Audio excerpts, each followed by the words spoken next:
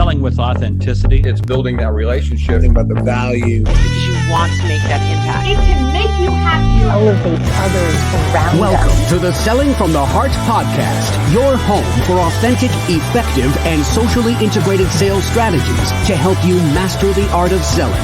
Join your co-hosts Larry Levine and Daryl Amy, along with some of the world's best sales thought leaders and practitioners, as we explore ways to help you grow your sales.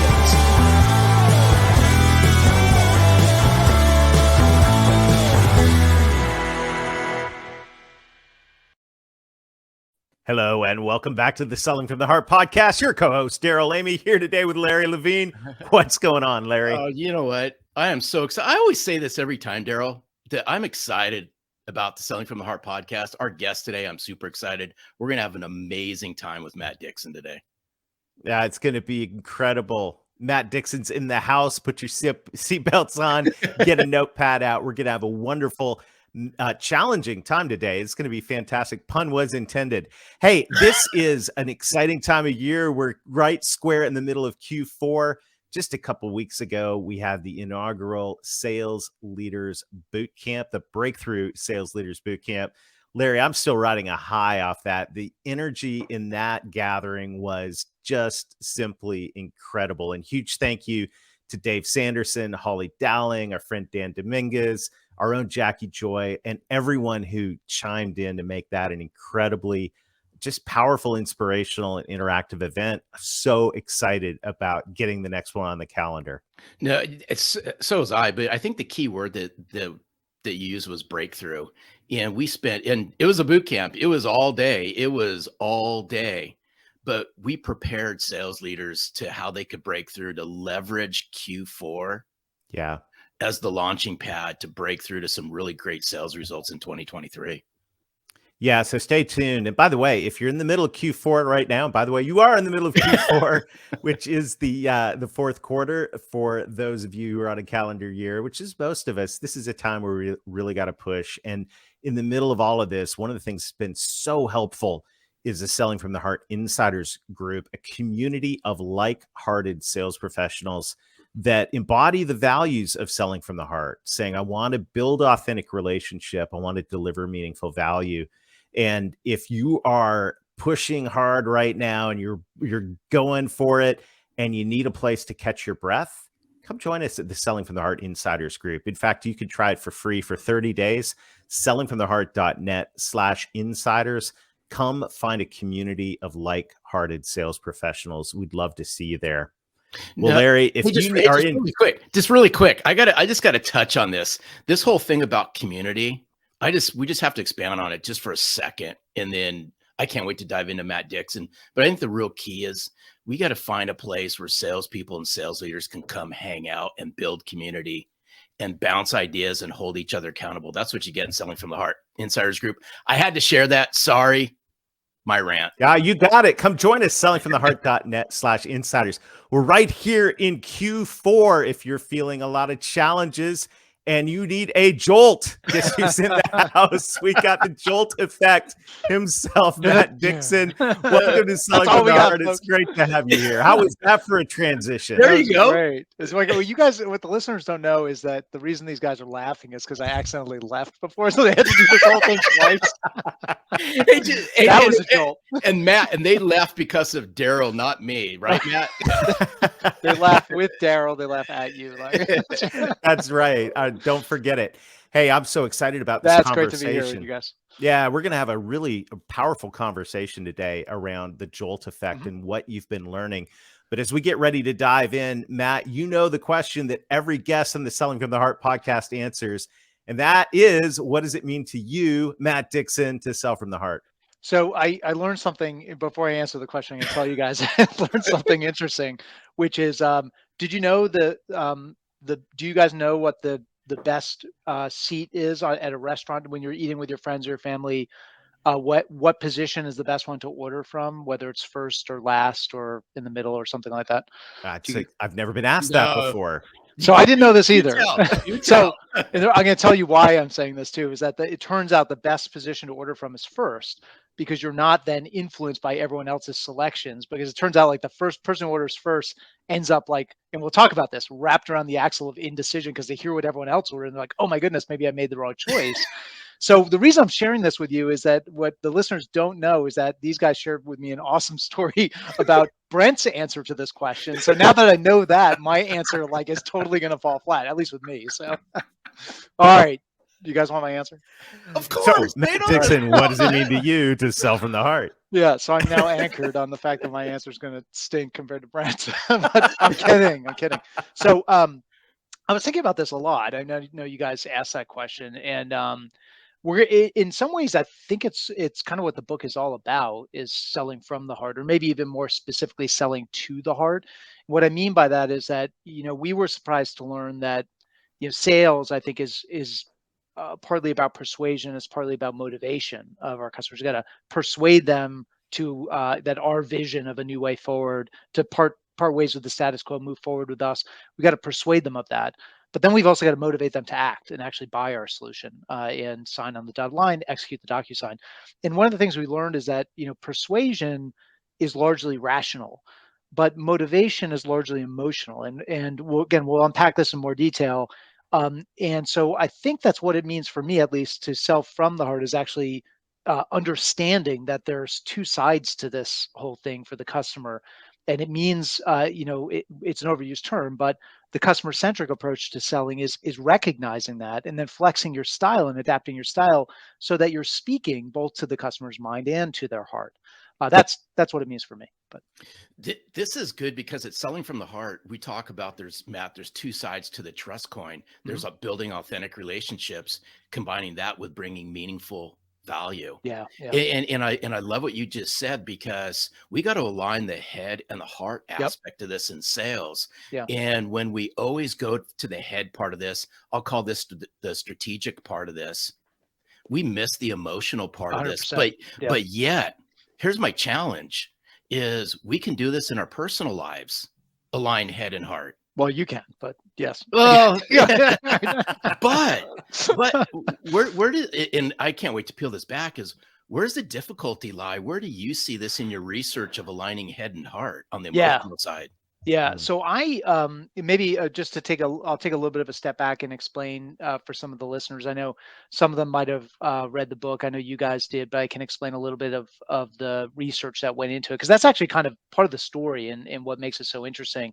So back in March of 2020, and you guys remember that was a very dark time. It was a very interesting time, but it was a very dark time. There were all, the whole world got turned upside down, including the world of sales, because sales went 100% virtual overnight. And because I'm a huge nerd, as you guys already knew, I thought this was Ted McKenna, my co-author, and I thought this was a golden opportunity to study sales in a way that had never been studied before. Because when sales went 100% virtual, that meant that it wasn't just the mundane calls that were happening on Zoom. It was like the important ones too. Everything was happening. So you could actually record them and study them with machine learning. So Ted and I partnered with several dozen companies. We launched something. It was actually called originally the Sales Vaccine Project, because we were inspired by this idea that, scientists were going to come up with a cure for COVID, and damn it, if they can figure that out, we can figure out what's wrong with sales. So we went out and we launched this thing. We ended up changing the name for obvious reasons. It wasn't really wasn't the best name, but anyway. So we partnered with several dozen companies. We collected 2.5 million recorded sales calls over about 18 months, and we used a machine learning platform from a company that Ted and I used to work at called Tether to study the data at scale. And we came at it from this lens, because it's a huge data set, right? You could ask that data set lots of questions, like, what do the best people do to negotiate? What do the best people do to diagnose needs? What are the best demos sound like? But our question that we were really focused on was this problem, I think, that's been on this slow march upward, which is the increase in losses to no decision. And I would say that this is something that's spiking big time, like literally right now, as the economy takes a turn for the worse. We are much more likely to lose to no decision. We found in our research that anywhere between 40 and 60% of all deals are lost to the customer doing nothing. And to be clear, these are customers who go through the entire purchase process with us. And so it always confounded us, like, what would possess somebody not only to waste like the salesperson's time, but to waste their own time doing that. and then to only to end up doing nothing. And more importantly, what do the best salespeople do to detect that and avoid that and lose to no decision less often than their peers? So I guess to get back to your question, Larry, the thing that we found, which was pretty startling to us, is that, look, when salespeople know when a deal is starting to trend toward no decision, like their spidey sense starts tingling, and it's usually because the customer stops emailing you as like with like Right. or all together, or perhaps they do so, but it's not right away. It's like a few days later, and the responses are very short and curt. They start to ghost you. They start to disengage. They start to hem and haw, and it just feels like this thing is heading. It's on a one-way path to nowheresville, and that stinks for salespeople. We see this movie a lot, and what's interesting is that what salespeople have been taught to believe for a really long time is that is because that is happening because you have failed to demonstrate value, have failed to break the gravitational pull of the status quo, right? The Mhm. customer is still in the vice grip of the status quo. They still either believe what they do today is good enough, what you're proposing is not a compelling enough reason to change, or maybe it's just not a top priority, right? They've got other fish to fry, but it's got to be one of those reasons. So we tell salespeople to go back and hammer the status quo. And so what we see is this whole raft of what I'd call FOMO tactics, which is so Mhm. fear of missing out.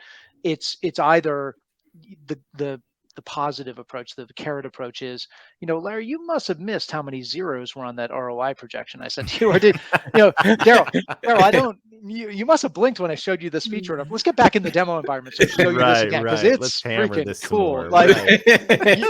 like how could you not buy this? This is amazing. Think of how great life is going to be on the other side. And then when that doesn't work, we kind of go to FUD, right? We put away the carrot, we break out the stick, and we just start trying to scare the customer into action. Like, Larry, you told me that like your customers hate you for making them go through the process like that. Your employees hate you. Larry, everyone hates you. Like, these problems are not Now going you to know solve why, themselves. Larry. Oh yeah. No, there you Thanks, guys. go. So we try to create this burning platform, right? Here are Yeah. the costs of your inaction. And if Right. that all fails, we dangle the disappearing 10% discount. We're like, hey, this price is only good this quarter, right? Right. And what we found is, so this is the fact that this happens a lot. And we found it happens about 75% of the time when the customer Wow. starts to squirm and show signs of hopping on the train to nowheresville, the salesperson dials up the FOMO. It's about 75% of the time. So that didn't surprise me because we talk about this in Challenger too. We say Challenger reps are really good at showing the customer the pain of same is worse than the pain of change. They're really good at breaking the pull of the status quo. But what did surprise us was that there was an 84% probability with customers who've stated their intent that I'm with you, the status quo stinks, I want to work with you, and then they get cold feet. When we try to dial up the FOMO, there's an 84% probability that the customer winds up in no decision land. We actually make it worse, not better. Wow. So Oh. that was really surprising to us. And I mean, first of all, we tried to make that finding go away because it was super inconvenient. We're like, this can't be right. And the more data we fed into the model, the worse it got. So it was like, all right, we got to Wow. deal with this. And it was interesting. We were pretty flummoxed by this whole thing. We couldn't figure out what the deal was. How could something that has been passed on from leader to manager to rep that we wrote about ourselves for many, many years, how could it be so wrong and produce such bad results? Why does it backfire so dramatically? When we got into the data, what we realized is that no decision is a product of two different things. We only ever thought it was a function of customer prefers the status quo. It turns out that is a big reason, but that's only 44% of the reason. 56% of those no decision losses are actually not because the customer prefers the status quo. It's because they're effectively scared of changing it. And what I mean by that is they're indecisive about changing it. And there were three sources of indecision we talk about. I don't know what to pick. You put a lot of options in front of me. I'm not sure which one to pick, which one's the right choice for me and my organization. I haven't done enough research. So Brent talks a lot about this with the sense making research, but there's so much content out there. It's like the next white paper that I read that will have all the answers. And then something we call outcome uncertainty, which is I hear you, but Larry, I just don't know if we're going to get that ROI. And if we don't, it's on me, right? It's best case scenario, I look like a fool to my colleagues, which is not great. Worst case scenario in the current environment, I could lose my job. Yeah. And so these are the things that actually keep people from moving forward. The shorthand is, when we lose to no decision, it's less often the fact that we failed to dial up the FOMO and more often the fact that we failed to dial down what we call the FOMO, the fear of messing up. Those are the things that keep people from moving forward. I mean, if I were to boil it down, I'd say, look, at the end of the day, when your customer's weighing like missing out on a 10% discount or losing their job, turns out they care a lot more about losing their job than your 10% discount. Right. And Yes. if salespeople don't understand this, and it's not that they don't understand it, it's not their fault. I think it's because they've been told for so long it's only the status quo that is your only enemy in sales, and they just this is the longest answer to you. You've got like time for one more question, I think. But what I tell you, Larry, is I think when I think about selling from the heart and how people don't understand those two sides of the coin, as you talked about before, this is a perfect example. We are going back and trying to convince people they are scared about making a mistake. And you're going back and using fear tactics predicated on reason, right? Yes, you're going to pay more for it if you buy it later. Yes, you're going to miss out on an opportunity to fix your status quo. Yes, like your current state stinks and you're going to miss out on this awesome solution we put forward, this great proposal. Those are all true, but those are all rational reasons. But what you're doing is using scare tactics to sell to somebody who's already afraid. And so you're making it worse, not better. And you just fail to appreciate the fact that these are people and they're worried about looking bad. They're worried about making a big mistake. And that's the thing and so we've got to shift gears from hammering the status quo to overcoming their natural indecision, which is not a customer thing. It's just a human thing, but it requires a different playbook to do it. Wow. Absolutely love this. This perspective is so helpful. And, when you think about all of this status quo stuff and we see this across multiple industries. This is epidemic. And I believe that it is, like you said, going to get more challenging in the year to come, because now the stakes just got raised a little bit more on every dollar and every decision on this. But what's great about the book, and by the way, if you haven't got a copy of The Jolt Effect, here it is right here. You want to go grab a copy of this book right now. It's phenomenal. And in it, you give us a prescription to get out of it. And it just so happens that it's a 4-step prescription that starts with the letter J, as you might imagine. But yeah, coach us through this. So I think, we've established something here that I'd love to run down a bunch of rabbit trails on this, and maybe we can in a future podcast, but I want to get to the solution. But it's beyond the nerd thing though, and that is that the idiocy of encountering fear with more fear, right? Yeah. And that's how we were trained, but you've got a better way to go about this. So what does JOLT stand for, and what do we need to do about all this? Yeah, so the JOLT is for behaviors. It's an acronym, as you said, a new 4-letter word for sales. And so it stands for the 4 behaviors we identified in these 2.5 million sales calls. And I'll just explain to you what the acronym is, and then maybe we could kind of go one by one, because I think there's interesting stuff in each of these that we talk about. But I'll follow your lead.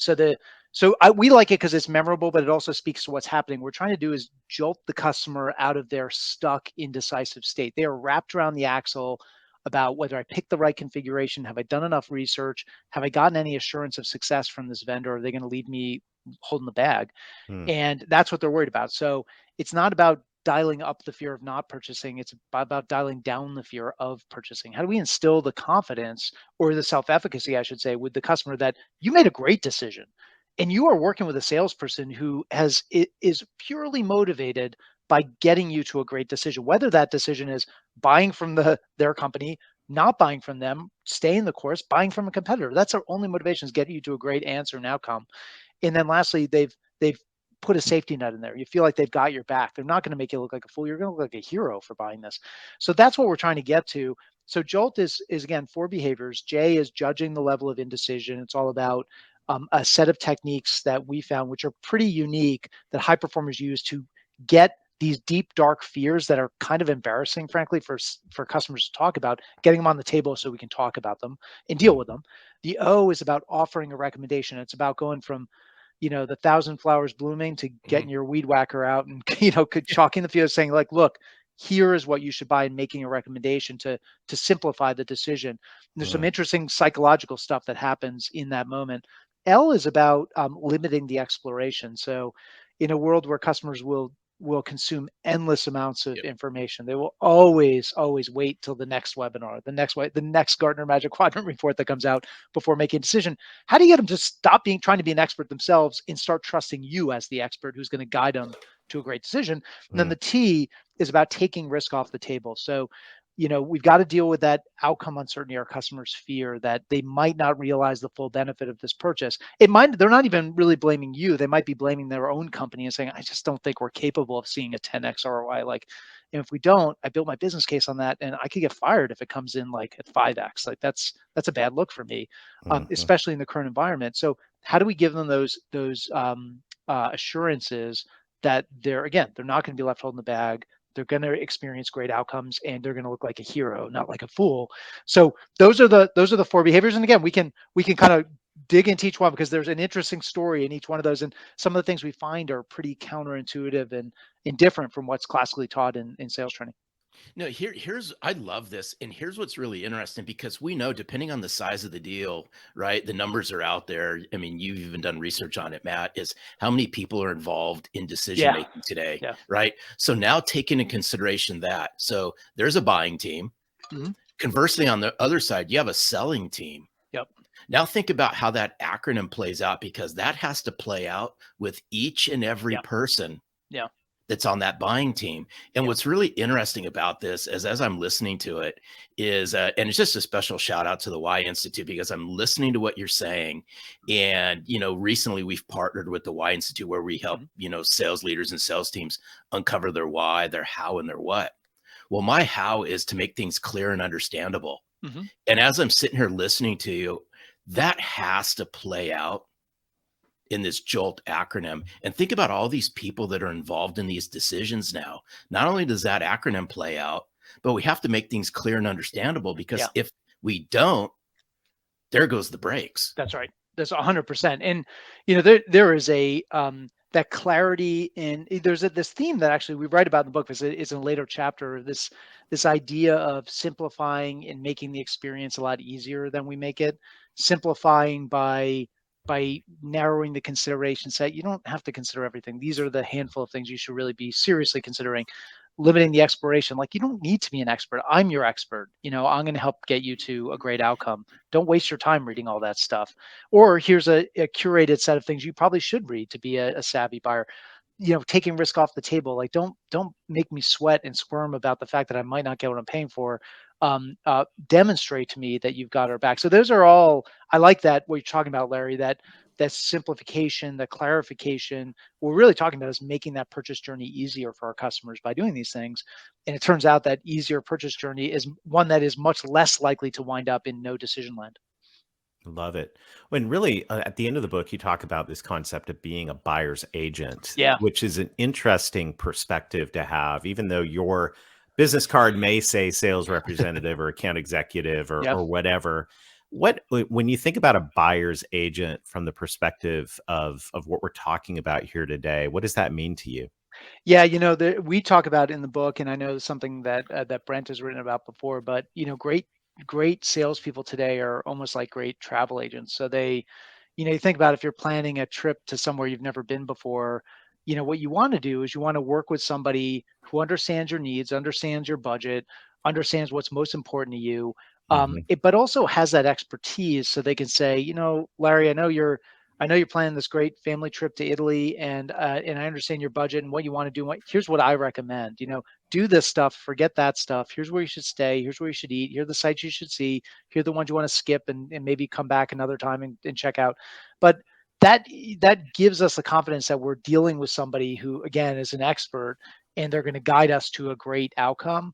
And it's it's an overused term in sales, I think, but this idea of being a trusted advisor, it's used so often, I think, that it ends up being meaningless for salespeople because we don't ever define what that actually sounds like in practice. I'll give you guys just a quick example. So on this idea of limiting the exploration, how do you get your customer to stop doing their own research and start trusting you? Now, of course, they're going to do some research, and it turns out, Jedi mind tricks like, Daryl, you don't need to read that Gartner Magic Quadrant. Totally don't work. That doesn't work very well. So what we need to do instead, we found that it literally does come back down to being a trusted advisor, but this is like really, really tactical stuff. So what does it mean to build trust? The first thing that is required is that salespeople understand that they're coming in with probably negative brand equity, even though they've never done anything wrong to that customer.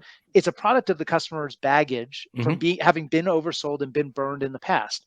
So when you come in, their mindset is something called the agency dilemma, is that you are being paid to oversell me. Your job is to sell me more than I need. Your job is to hide the dirty laundry, to not tell me the things in your solution that don't actually work. You're not going to introduce me to any of your customers who hate you. You're going to introduce me to customers who love you.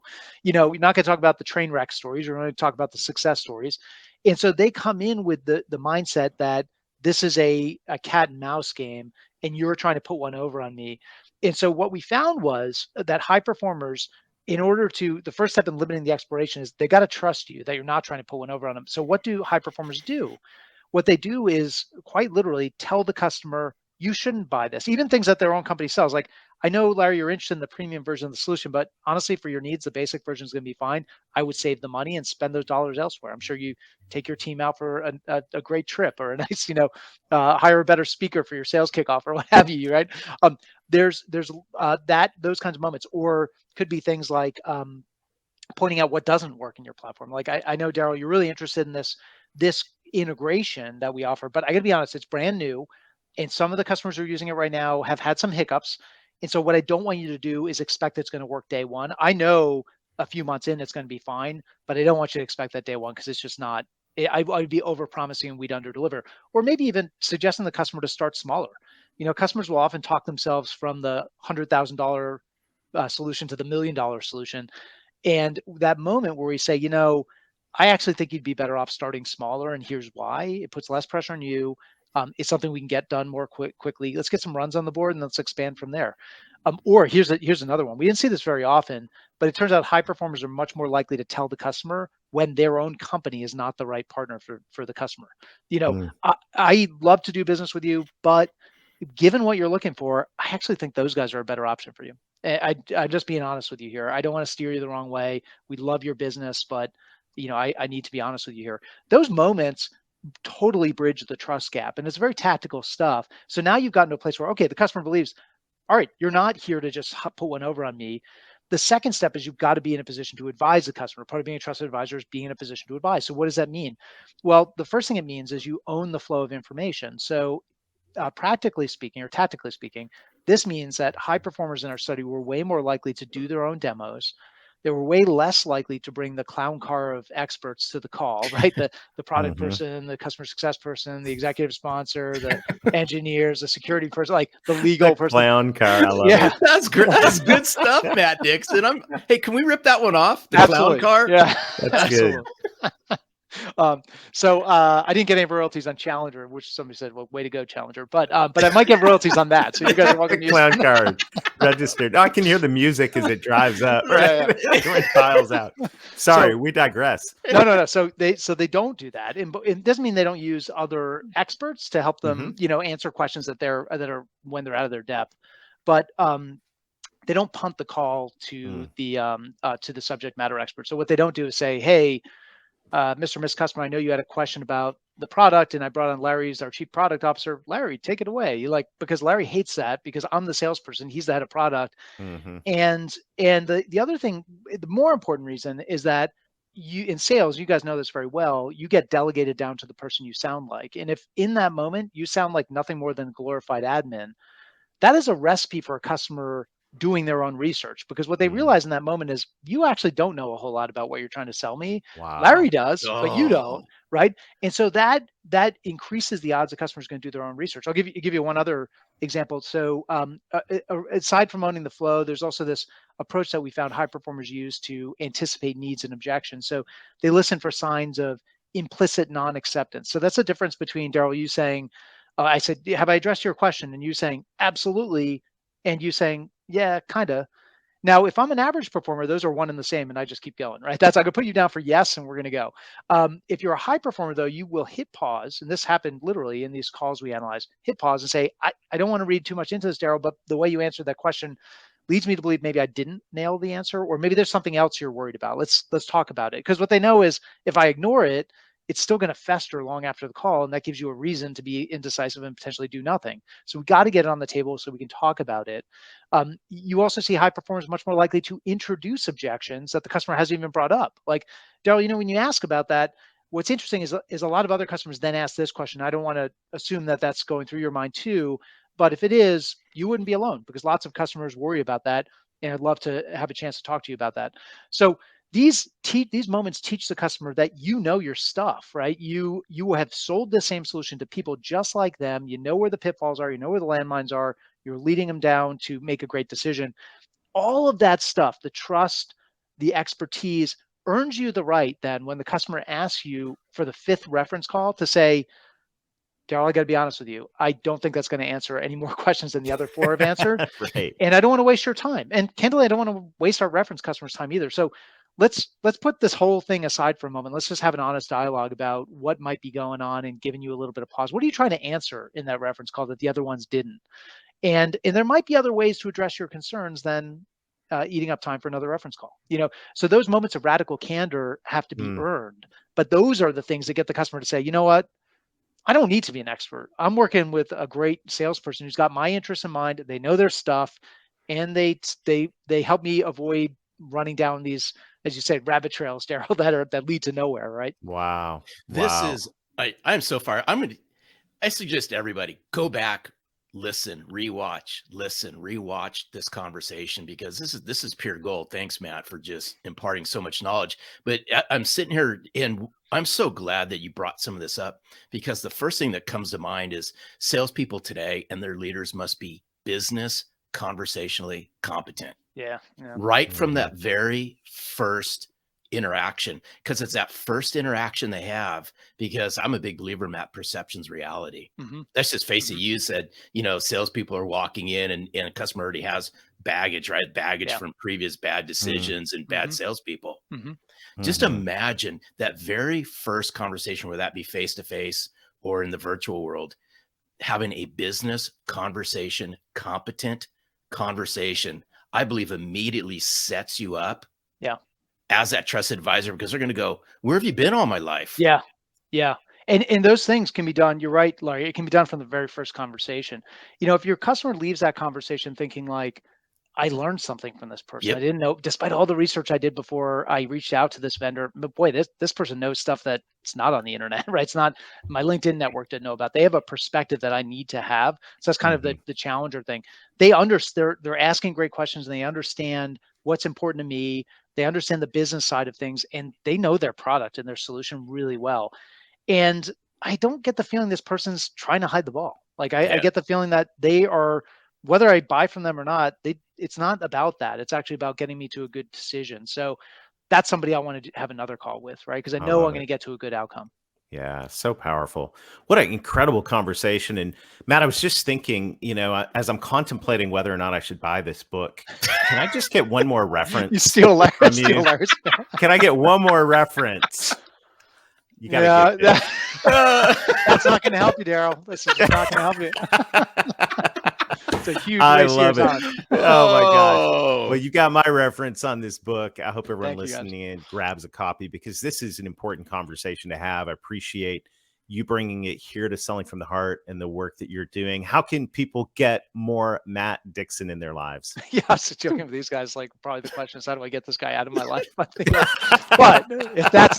you are one of those rare few who do want, for some reason, more Matt Dixon in your life, I go check out. So send me a LinkedIn invitation. I love being connected with folks in the sales community. Larry, what you said before about, I agree. I think salespeople and people who study sales need to stick together and share, tap one another's expertise for advice, and share stories and bounce ideas off one another. So I'm all about that. So any of your listeners want to connect with me on LinkedIn, tell me you heard me on the show, and send me an invite. And then if you want to learn more about the Jolt Effect, we didn't dig into too much detail. There's a great story on each of those pillars. I shared a little bit of that, limiting the exploration, but there's some fascinating stuff in all of them. If you want to learn more, obviously buy the book, but check out jolteffect.com. So there's a lot more content on there, including some manager coaching tools and some things that you can download, and free content there. And then lots of other resources for people who want to go to the next level and kind of bring these ideas to their sales team. Awesome. Good stuff. Matt, thank you. Thanks for all you're doing. We appreciate you sharing time with us today. Hey, This was incredible. Thank you guys for putting up with me. I appreciate the invite. And now you're going to get Matt Dixon out of your life, at least for now. I'll come back. It's real quick. You'll be back. Hey, Matt, you're more than welcome to come like a back. vampire. You can't get rid of we had that Brent easily. Adamson back twice, so now Matt, you got to come back. You're again, real gluttons for punishment. I know That's how that right. is. Yes, we are. Well, have a super day, Matt. Hey, We you guys appreciate too. man. All right, talk to you soon. What a great conversation. You want to grab a copy of The Jolt Effect. This topic of overcoming indecision, I just got to say, this has been relevant, but the relevance of this just amped up in the environment we're going into right now. And this conversation around what do we need to do to remove these tactics of FOMO, to the fear of removing the fear of moving forward. That was so good. There's like so powerful. Just think about, this is why all sales leaders should just go back and rewatch this right now and then sit down and look at what's going to start happening. Because it's already happening right now. End of fourth quarter, what's going to start happening. Absolutely. And it's so the irony when Matt said that we go in and we start just piling on more fear when that's the problem in the first place. And and that's why I love this community at Selling from the Heart, where we're going in and we're challenging each other to build authentic relationships and have these meaningful value conversations. And a huge shout out to everybody in the Selling from the Heart Insiders group right now, cheering each other on, encouraging each other, empowering each other to be able to add value, get our clients moving forward, making great decisions. If you want to be a part of a community like this, if you go, that would be awesome. Just go to sellingfromtheheart.net/insiders. Come join us free for 30 days. It's an amazing experience. You're going to enjoy these relationships. Larry, speaking of relationships, I love the network of sales leaders that came out of this Breakthrough Sales Leaders Retreat. And I'm more convinced than ever that it is these groups, these mastermind groups that people say, I'm going to get together, we're going to work together, we're going to keep each other accountable, inspire, encourage, etc. So we can move forward in these challenging times. More critical than ever right now to align yourself with the right type of people. Huge believers, sales leaders, you control the culture inside the culture of your company. Here's what I ask you to think about. Are you developing an authentic sales culture inside your sales team? Think about that as you start winding down this year. Some of the things just to be thinking about as you roll into the new year. For sure. Well, thank you to everybody who's liking, sharing the podcast. We appreciate all of you that are leaving reviews. This helps us move this movement of authenticity forward in the sales profession. And yes, if you haven't yet seen us on YouTube, we are now on YouTube. When you go there, hit that subscribe button. Once again, it helps us spread the word. We've got an incredible roster of guests coming on this fourth quarter and on into the new year. We got some exciting announcements coming soon, so make sure to stay tuned. And until next time, keep being genuine, keep being authentic, keep adding real value, help jolt indecision, and most of all, sell from the heart.